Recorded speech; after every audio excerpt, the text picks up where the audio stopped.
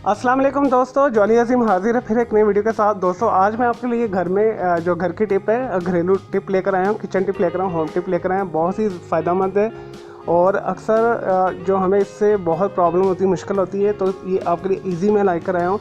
तो हर घर में बच्चे बड़े शौक से खाते हैं फ्रेंच फ्राइज़, तली हुई चीज़ें, कोई भी चीज़ तली हुई चीज़ें, नगट्स हो गई आपकी, ये तले चिप्स हो गए, चिकन फ्राई हो गया, या कोई भी इस किस्म के जितने भी आपके डोनट्स वगैरह होते हैं।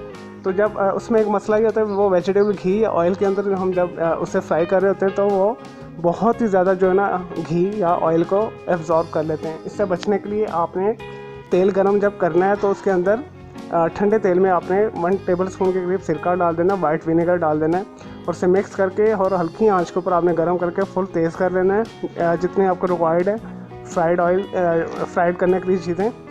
तो जितनी आपको गरम तेल की ज़रूरत है उस तरह करके आपने इसके अंदर आपने फ्रेंच फ्राइज़, चिप्स वगैरह फ्राई करनी है, डोनट्स या कुछ भी आप बना रहे हैं, तो इवन पकोड़े भी बना रहे हैं, तो वो आपके जितने भी एक्स्ट्रा जो होगा ऑयल या घी वो जज़ब नहीं करेगा और आपको ऑयल बेव रहेगा और वो ज़्यादा चूसेगा भी नहीं पकोड़े वगैरह या जो आप बना रहे हैं आलू के चिप्स।